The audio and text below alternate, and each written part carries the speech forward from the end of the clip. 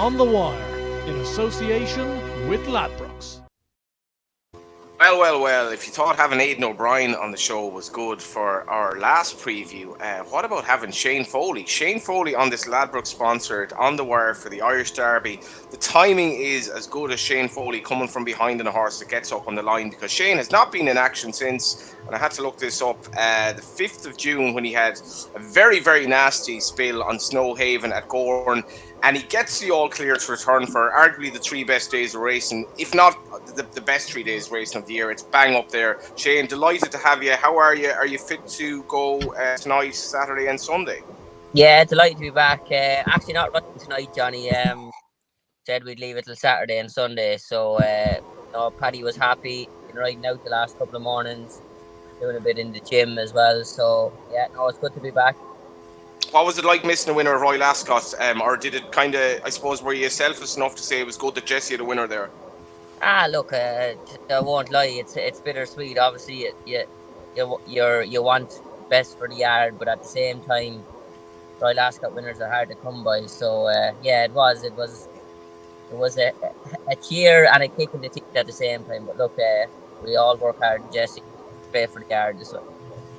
Good honesty from Dusty. We're going to bring in Danny Archer of Racing TV and Nicola McGeady from the sponsors Ladbrokes very shortly. But first of all, Mark Boylan, I'm going to give Dusty a bit of praise here, because when that incident happened at Goran, it was a young rider who was also involved in the incident. It was race riding, but for me, Dusty carried himself with great honour afterwards, because he said it was one of these things, we get on with it, it happens in racing, and he's back for the Derby, which is great. Big time, and look at loads to look forward to. You'd imagine the way Jessie's have been rolling lately. I think June has been among her top 10 months of her career on the flat in terms of Irish winners, and she did 2 from 6 over jumps as well. The horses are flying, so great that he's coming back in at the right sort of time. And she was telling us this week when we were down for the Irish Derby launch, Shane, that you were in and out of the River Barrow for a lot of the spring, getting yourself back up and mended again. So I hope it's all worthwhile when you get yourself rocking and rolling for Sprewell come Sunday. Yeah, exactly. Look, I obviously rehabbed my hip through the winter as well, and I got kind of half addicted to the cold water thing, but probably not cold enough for me now at the moment, the way the weather's been, but yeah, no, it's been good, and I definitely think it's helped. I can completely relate, actually. The colder the better for you mentally and physically. Speaking of mentally and physically, Danny, you were at a party last night. How are you getting on? Racing TV party, Johnny, but we're fresh-faced and ready to go. Yeah, big weekend, of course, on Racing TV, with obviously the highlight being the Curragh. It's a very busy time for us, but we're really looking forward to it. And obviously could be history made as well if Aidan O'Brien can win the Irish Derby. I know we'll touch on it, Johnny, but would be his 100th European Classic. So we're all on tenterhooks here at Racing TV. We've got a bit of material ready in case that does happen. That is a nice shout. We're going to get naps off everyone for the 2 days as well. And yeah, Terry's going away last night. Thanks to Terry for all his help with all the podcasts that we've had. Nicola, you're fresh from a back operation. You're raring to go for the Derby though. And yeah, it's going to be a fun 2 days.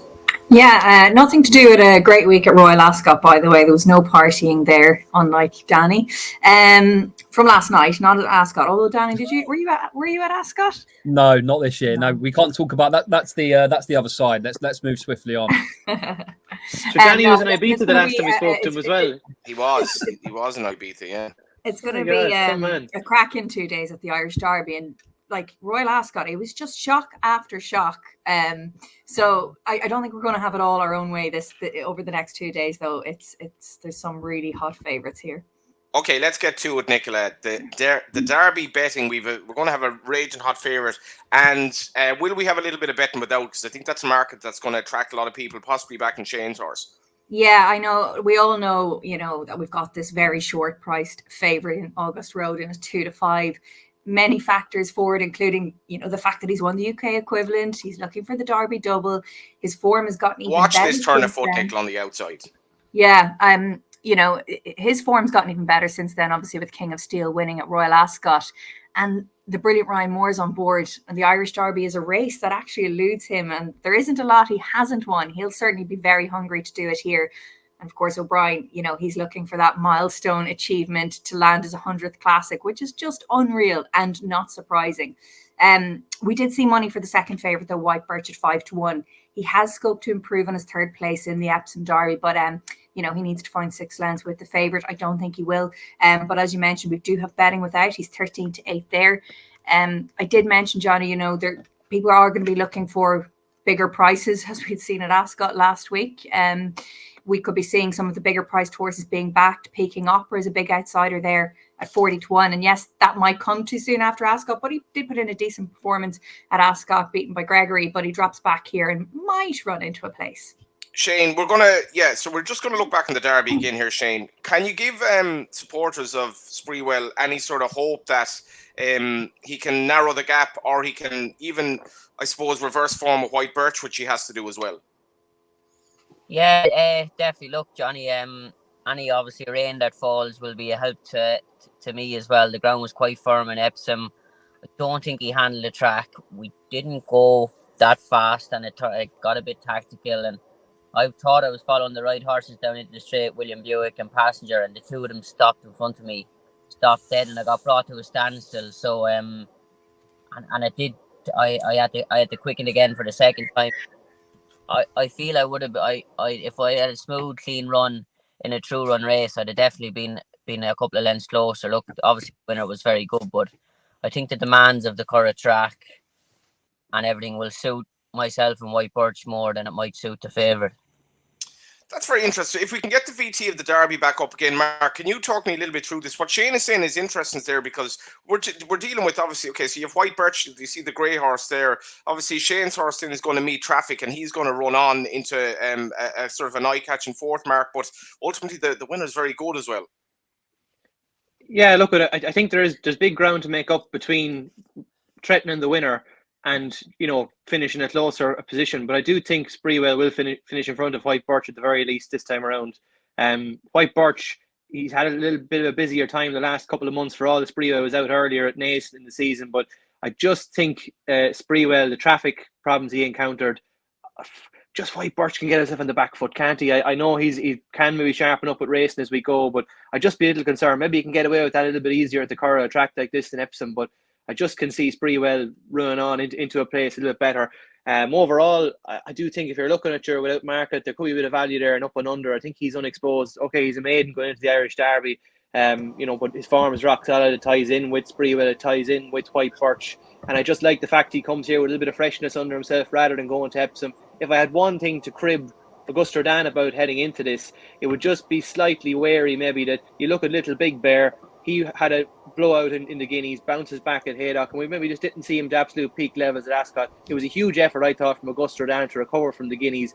Whether he'll deliver the same type of performance, that would be, if you're going into the race as one of your rivals to Auguste Rodin, that's what you're hoping, that it might just take a little bit of the edge off. But who knows better than Aidan but to get one back and ripe for one like this. So look, a roundabout way, Johnny, I think up and under is a bit of each way value in the race. But if I was going to be 1, 2, 3, I'd probably be going Auguste Rodin and maybe interchangeable between Sprewell and up and under. Just one other thing, Shane, on that. Like Auguste Rodin, if this were a 10 furlong race, he'd still be a hot favourite. He's a real turn of foot. Have you a sort of a scenario in your head as to how this is going to work out tactically, this race? Because it wouldn't necessarily be in Ballydoyle's best interest if they went a million either. No, I don't think so. And Brian said that go fast enough. I'm not sure about that. Auguste Rodin likes to go comfort going early. Looking out of his comfort, that's what maybe produced the lackluster runs. But they're not going to want it, because probably Ryan is on the fastest horse in the race. So we'll get tactical on the day. I didn't look into it that much yet. I don't want to. Plenty of time. Still 2 days away. So yeah, obviously Aidan has 5 in it now as well. So that'll just bring different kind of things to it. But look, I'll obviously sit down and have a chat about tomorrow evening or Saturday evening. What we're at, but it definitely. Yeah, Danny, we've had in the past we've had some amazing riding performances in this race, and I'm thinking of Christophe Dumi on leaving with his head between his legs, really, when outridden by Johnny Murtagh one day on a lesser fancied Aga Khan horse. But what do you make of it? What price do you want this favourite to back him? I don't think he's really going to be a backable price at all, Johnny, but I do share Mark's concerns maybe about the exertions of the Guineas in the Derby, but I still think he's going to be tough to beat. Sprewell, for me, I'm an Epsom boy, so I know that track better than a lot, and he got so unbalanced on the Canberra, as you can see, as well as meeting trouble as Shane has suggested. So I think he'll definitely finish a little bit closer. I have the same concerns really as Mark with White Birch. Shane knows him as well, so I'll be interested to see what he thinks. But he gets himself so far back, and then he just leaves himself with so much to do. And I think, despite this being a smaller field, that would be the concern again for me. I think at a bigger price, San Antonio hated Epsom. He was never travelling, hated Tatnam Corner. He then got badly unbalanced in the straight. I think he's better than that based on his Chester run. So for one, it's a bigger price of the O'Brien clan. You think of something like a Rostropovich, who's finished runner-up at a big price in the past. I think he could be one in the without market who maybe could run better than the bare result suggests. Interesting shout. And Shane, you're in a strange situation here where you know the second favourite and the third favourite extremely well. Yeah, Derby horse and long upon you. Quite unfortunate, but yeah, look, he's a very good horse as well, White Birch. He's done nothing wrong really. He has that tendency to a little practice slow from the start, take a while to warm into the race. I think you could see him in Doncaster. The Ledger, of course, the second have a problem, but yeah, no, look, he's a very good horse, and he's to do what he does in his races and still make up the ground and be there. A lot of it. He's a good horse. I think it's a fascinating race. And I'm going to be racing Sunday, Mark. I suppose just briefly, what price are you looking at if you want to back the favourite? If I got 2-1 on here, I'd be happy to back him. Depending on, I don't think the ground is going to be an issue. I don't think there's that much rain forecast. We're even talking about water, and I don't really see any reason to oppose him. But what price do you think he'll go off?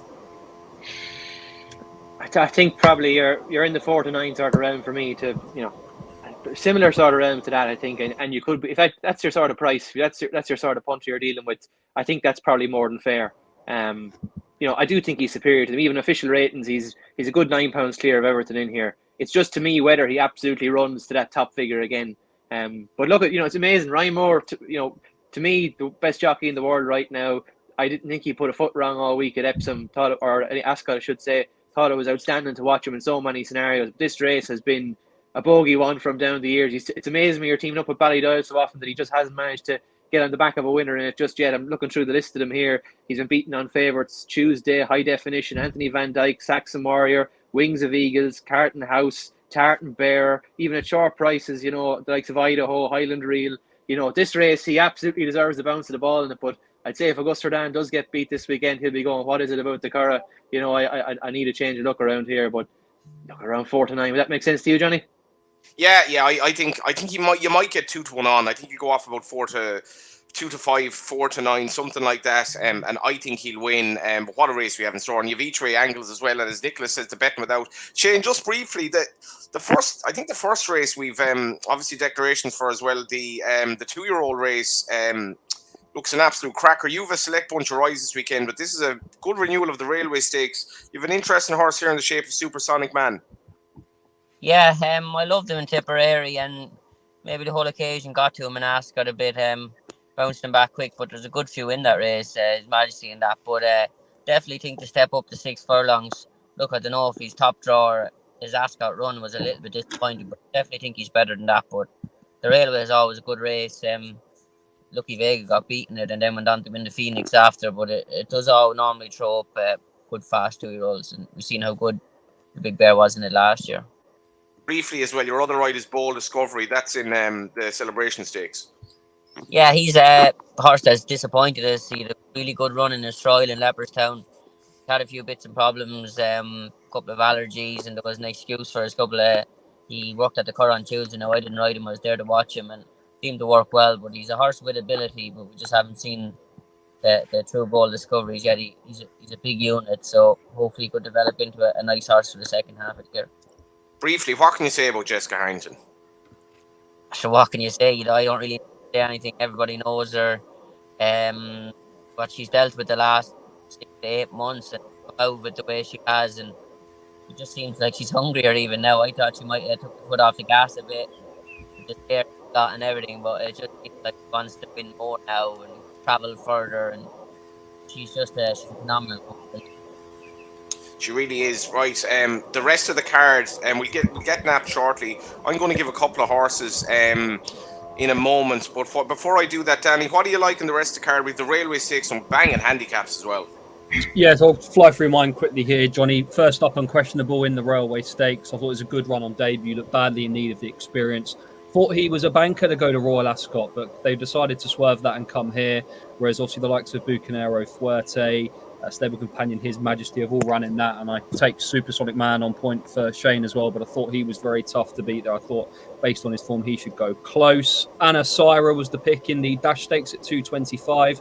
I just thought potentially a horse on the up. There's a few there who are now coming into this with a few question marks. Comanche Falls for the Brits is maybe one who could be of interest, but I thought there was more to come from Johnny Fiend's charge in that contest. And in the 3 o'clock, the Rockingham, I'm going to give another chance to Johnny Murtagh's Silmania. Went off of around the 9-2 mark when beaten by Run at the Curragh last time out. But I don't think things went to plan on that occasion. Met a little bit of trouble and I thought was unlucky. So I think could go close there. So those 3 for me, Nap is unquestionable.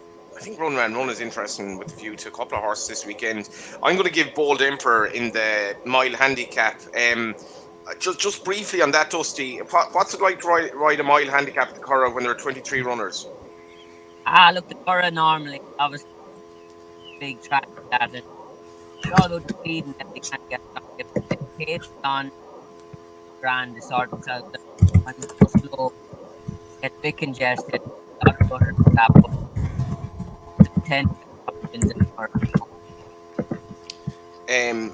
I am going to give Bold Emperor, despite the fact that Ben Cohen doesn't ride, which is a slight concern. Shane Kelly riding, but it'll be compensated by the price. Love his attitude, Holy Roman Emperor horse. What do you like the rest of the card, Mark? A big unquestionable fan as well, Johnny. Really think he'll be very hard to beat. I thought the 2-year-olds didn't go to Royal Ascot. He was right up here at the very best of them over here that didn't travel. Form looks good, and I think overall the 2-year-olds in Ireland at the moment are an excellent bunch. You look and they've gone 1-3-4 in the Coventry, 1-2 in the Albany, 1-2 in the Chesham. You know, they were all week last week, they were banging on the door. Otherwise, I thought at a bit of value in the Rockingham, around 20-1. Thought Michaela's Boy would run well for Mick Appleby. Mick, he's never had a winner in Ireland yet before. He's been second in this race with good old Caspian Prince down the years. He had a lot more weight on his back than Michaela's Boy does now, but just thought good run last week. And Ascot was 5th in the Palace of Holyrood House. Just a rattling sprinter, and we've seen the British sprinters come over here, particularly in handicaps, and have a right good go at them. So I thought Michaela's Boy in the 3 o'clock would go well. And lastly, I give a shout to Curragh in the Celebration 525. Thought it was a huge run from her and the Irish Guineas. You know, I didn't think she got the rub of the green either on the day, and she's run a big race, running here against older horses, against the geldings, but she's carrying 8 stone 9. That reflects that. And I'd be very disappointed if she wasn't a proper group filly by the end of the year. So unquestionable in the Railway, Michaela's Boy in the Rockingham, and Curragh in the Celebration at 525. Yeah, she's a very good filly, Johnny. I think she's very good. I can guarantee you one thing, Dan the man, she is going to be backed. I can guarantee you, because she was so eye-catching the last day, and I know she's going to be put up elsewhere as well. Very, very good filly. We'll get Shane's nap last. I think I might know what he's going to go with. Nicola, we'll start with you for Sunday's nap. Yeah, I'm looking at Comanche Falls and the Dash Stakes, just because, you know, the UK runners in these Irish sprints, that, you know, they fared well in recent years. You had Art Power taking the Greenland Stakes easily, most recently in May. Then, yeah, Comanche Falls, he's been beaten in a Group 3 this season, and last time out wasn't too far with third behind stablemate Azure Blue in the Group 2 Duke of York Stakes. Highfield Princess was just in front of him that day, and I think the drop in class should see him back in the winner's enclosure. He will be favourite, but he won't be crazy short like Auguste Rodin. Yeah, fair enough. Mark has gone with unquestionable. I think he's kind of explained that. I've gone with Blues Emperor. Obviously, I just really like this horse attitude. I think he's going to totally be an each-way price. And where is yours there, Danny? I'm unquestionable as well. 2 votes Perfect. for Aidan O'Brien's. Lastly, to you, Dusty Foley. Yeah, maybe Sprewell without the fail. I was going to say Sprewell full stop, but people think I'm mad. But yeah, no, I think he'll run a big race. I think I'll get a good bit closer to Ryan this on Sunday, and I'm looking forward to it. And I think a filly that could run okay, Long Clintish, not badly handicapped. If the ground was a bit on the easy side the weekend, now she's dropping back to 7 from a mile. But if it is a bit of ease in the ground, I think she's probably not badly handicapped off her mark. She's a filly we loved last year, so hopefully the Derby will do me, lads. Yeah, the Derby just have to do Shane. Now, he does say, maybe people say he's mad, but Barney Curley did say in his book, never be afraid of one horse. And of course, that didn't that wasn't the case if you had a horse in the race, and Barney had a horse that was sent off 4-9. But anyway, there we go. Nicola, Pretty Polly. Tahira doesn't run here. Several other good fillies do. Yeah, we've got Above the Curve and Via Sustina. They're fighting for favouritism. Both are priced at 5-2. You know, we've seen Joseph O'Brien's filly being placed behind Tuesday at the Breeders' Cup. That was back in November. But since then, you know, she's got back to winning ways in France, landing at Group 1. Joseph's having a good time of it as well. So he's going to have his supporters on his day. However, Via Sustina seems like the momentum horse and could be the one to go off favourite. We shall see. But, you know, she really caught the eye when she won by 6 lengths on her debut at Newmarket in May. It's a big day as well for George Bowie, who's got this. It's his first Group 1 attempt, I think, here, and Jamie Spencer's on board as well. So this is a horse who looks to be really developing nicely for George. It's tightly packed towards the head of the betting, actually. We have another smart mare in the form of Ross Carberry at 9-2, who won earlier in the month at Cork. And again, this horse seems to be on the up, knocking on the door, perhaps for top-level success. You've got at 9-2, Aidan O'Brien's Never Ending Story, another very nice filly with course form and can't be ignored either. So this is a really tough competitive race with lots of solid chances. They're the only ones we've got at single priced figures, with Insinuendo next best at 10-1. What price Trevonans? Give me a minute. Yeah, don't do it to me, Johnny. Don't do it to me. Okay, well, before we get to Mark, and I will do it to you, Mark, Shane, any sort of chance? I think we couldn't get the weight off her the early part of the season, and she was a bit the same last year. She didn't come good till August, but she worked at the Curragh the other morning. It was the first time I've seen a rib on her. She's getting fit. The runs have brought her on. She was in the international as well. She had a penalty in the international. We felt we couldn't give the weight to them good 3-year-olds, so we took this route. If she could be third, it'd be a massive run. That's her. If you get Group 1 place, that would be job done with her. But her work has improved. I think she's 2 or 3 lengths, maybe 3 lengths better than her last 2 runs, which weren't bad when you look back at what she's been running against. So if she does that, she'll be on top of them. She finished in front of Above the Curve on her previous runs. So no, Above the Curve does improve with racing, and we've seen that in France. And I think she'll step forward again for the weekend. I think she's the one to beat. Bowie's filly looks good, but she hasn't tested the waters against these type of fillies yet. Might want an ease as well. Just while you're there, because you were so descriptive about her at home, I couldn't but think of you when Eternal Silence won her maiden by what it was 10 lengths at Nace the other day, and I was thinking this is going to be another Warfront who's not going to live up to her expectations, and maybe she will. Yeah, well, look, I said to Chris going to Leopardstown, I said, Chris, she'll win by 10, or she'll win by 5, or she'll get beat, and she happened to get, and she got beat. And she happened to be in season that day, and she's for whatever reason she doesn't perform much in season. Even in her homework, she's not as good. But no, we've seen the Eternal Silence that I'd been raving about before the Guineas the other day. Look, she's a good filly when she does get together, and hopefully she can keep on improving. 33-1, Johnny, if anyone fancies it. 33-1, Mark Boylan. 33-1, this Harrington filly. Just thought it was overpriced. Exactly the case that Shane has made. Just thought she's a gradual one to come into herself as time goes on, and very, very encouraged to hear that. And, when you're looking for Group 1 black type, you're probably going to be ridden in a certain type of way. Just thought it would lend her a chance to possibly win in each way. Just been overpriced at that. Look, at Above the Curve makes a lot of sense. Just think she's the obvious one.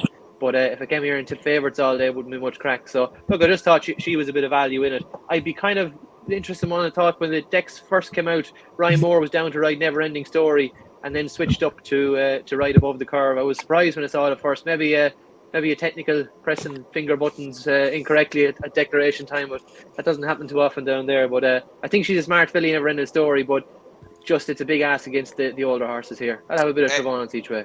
Interesting at 30s. We're going to have a little video here of Ross Carberry in triumphant return at Cork. Now, Paddy Toomey's strike rate last season was absolutely phenomenal. And partly the reason for that was I think Ross Carberry won her first 5 races. She then obviously stepped into a sort of a different bracket of race. She basically tried the top level. She was very controversially demoted in this race because of a bizarre sort of technicality with the weighing in afterwards. But she did run a blinder in third. And I think she's going to run well again. For all that, she wouldn't want the race Budlin because she stays so well. She stays a mile and 6. What do you like, Danny? I thought this was a tricky one to work out, but I was probably going to be with you, Johnny, with Ross Carberry. I was looking to take on Via Sistina around above the curve. As you said, got DQ'd last year, but did it well on the return. I think Paddy Toomey's charge hopefully still got a bit of progress. I think Never Ending Story is an interesting one, though. Obviously gets weight along with Chomra from the rest of the field, and I thought the step up in trip behind Blue Rose Sen looked to bring out a bit more in her last time out. So I wouldn't discount her, but Ross Carberry the preference. I have to go back to Shane here because Dusty's making a kind of a quiet enough return. He selects in terms of the rise that he has this weekend, but a rare one for Joseph O'Brien in the first. Not only obviously he's running in the Zhang Zhuzheng colours, Shane. This horse is by Frankel. Yeah, I've ridden him. It's probably 6 weeks ago since I rode him, and reports are good. Joseph likes him. Look, Joseph's horses tend to improve plenty for a run. We have a nice horse in the race, Instant Appeal, ran well in Leopardstown, so it was a tough decision. But look, obviously Yulong been very good to me in that, and it's his first runner for Joseph, so we said we stick with him, and he's bred to be a nice horse. So hopefully going forward he can run a nice race, and if he doesn't win, he'll be a horse for the second half of the season, hopefully. Yeah, and what a Royal Ascot Frankel had as well. Just beyond the steps as well, Dusty, just to mention, obviously first time out this horse was a little bit disappointing. He wore a tongue tie, but could you expect a bit better in the auction maiden? Yeah, he got very uptight in the stalls the last day, and he kind of tried to run on one breath. We've done a good bit of stalls work with him since. He's got more relaxed, and I think if he jumps out and breathes properly, he can run a nice race. It's probably not the strongest race in the world for a Curragh race, so hopefully a better show from him. Lovely stuff. We'll actually guess. We go through the naps here, but you also feel free to mention what else you might like on the cards. We'll start with you, actually, Mark Boylan. Yeah, the one I like. I wasn't a Harry Potter fan, so I had to Google what it meant. But Expelliarmus, if that makes any sense to you, that follow that series. Neither was I, Mark. To be fair, it's the only reason I'm backing it, Mark. There we go. Yeah. Trust it, Nicola, she's backing horses on the basis of age, and she has anaesthetic in her yesterday to sort out her back, so positive signs. But if she tips most winners of all of us, maybe we'll all have to consider some sort of change of tactics. But I just thought lovely run last time, slow away, came home nicely. This runs in the 5:10, the median auction maiden. Just love the way it hit the line last time at Navan. Okay, it wasn't the strongest of maidens, but don't think this is outstanding by Curragh standards for a 3-year-old maiden either. Loads of improvement. You'd imagine to Coleman is a half to common practice who took a while to get his act together, but proved quite smart in the long haul. So Expelliarmus in the 5:10 for me, and if you're into short price ones, Matrika should take all the beating in the early stud. If you're putting together a few multiples, I wouldn't put you off her. I think it's the 250. She ran a cracker in the Albany. Slight worry that it's only 8 days on, but I'll give you 4 horses that are actually on the website, probably by the time you listen to this. Alarifa, I think, should win. If he's anyway fit, he should love the trip. Ross Carberry, Huxley, and Apache Outlaw is my nap 250. I love this horse from the last day. Dusty, Apache Outlaw is by Churchill. I'd say you're not against riding these Churchill horses if you get the chance. No, we've done obviously well with Churchill, with obviously Sprewell, and Yashin was a massive improver for us, and I think I haven't seen the best of him either. He's giant of a horse, but with the Churchill. Is this the thing with Churchill, that they seem to be just time and time again? They seem to be big. Yeah, well, look, Sprewell is a big horse, and Yashin is probably the biggest flat horse I've ever ridden. I'd say he's nearly 17, 1 or 2, and he'd be a better horse again next year. But yeah, no, look, he seems to be. They just needed time, and I suppose 2-year-olds they kind of wrote him off a little bit, but he's coming good now again. So he's been a good tire, I think. Yeah, it sounds like Yashin and Alpha Centauri mated would produce something that they wouldn't even have size stalls for, actually. What do you like, Danny? First one, Dandyville in the 250 for Natalia Lupini. I think you can scratch the run at the Curragh last time out.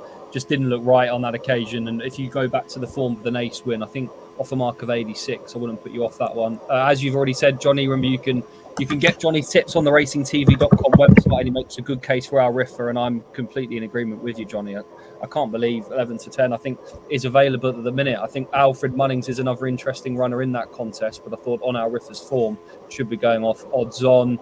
And then Newfoundland is a horse who's met all sorts of trouble in the last 2 starts at Tipperary and the Curragh. Ryan Moore is on again here in the 540, so that would be the 3 for me. Brilliant stuff, Danny. Yeah, and as we mentioned, Al Rifa, like you're looking at the market. If he's very weak, to be a concern, but he's running a Group 3 and he should be easily Group 1 class. Nicola, what do you like, and also any specials for us to keep an eye out for over the weekend? Yeah, listen, there's going to be plenty of markets up on the day. Obviously, as we record this, they're just getting all the prices up now, but keep your eyes peeled on Ladbrokes for any of those. My own nap for Saturday is going to be via Sestina. As I said earlier, she was really good in her debut at Newmarket in May, and I just think it's a horse who looks to be developing really nicely for George Bowie.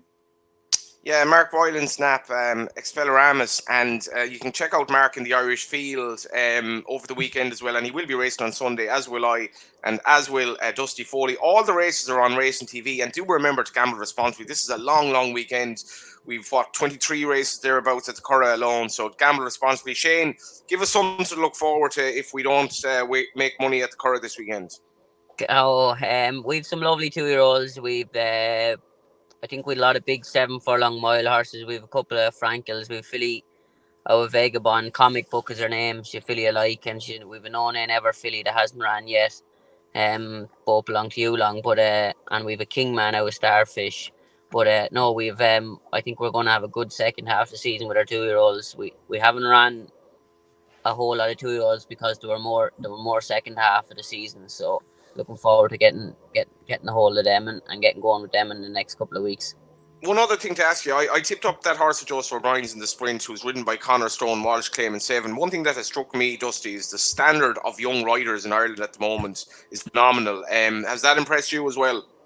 Yeah, always has been, Johnny, even since I started, and I think the standard of riding in Ireland, and that's what brings the youngsters on as well. You know what I mean? From the very top down. And when I started, there was your Johnny Murtaghs, your Smullen, Willie Supple, Kevin Manning, Canan was riding at the time. You know what I mean? And I don't know if the boys are looking up to me and Colin and Billy at the moment and thinking the same. I don't know if we're in the same league as them, but no, it's very good riding here, and I think they learn from it, and the kids, and they're in good yards as well, and the guys look after them, like Joseph has any amount of horses, and them boys, they're riding work with the best of lads every day, and they're always learning. Yeah, Dusty's quite modest himself. Billy Lee and Colin Keenrow, they're outstanding riders at any level, and great to see Colin have a winner at Royal Ascot. That was the On the Wire Irish Derby podcast associated with Ladbrokes. I can't thank Dusty enough. He was obviously waiting to see if he got the all clear to return this weekend, but he agreed to do the call. I thought he might be going through the card and talking about horses that he might be riding. Instead, he's riding in the Irish Derby, and really wishing the best of luck on Sprewell for the legend that is the Queen of Moon, Jessica Harrington. Thanks to Mark Boylan, thanks to Danny Archer, thanks to Nicola McGeady, and thank you for watching. On the Wire, in association with Ladbrokes.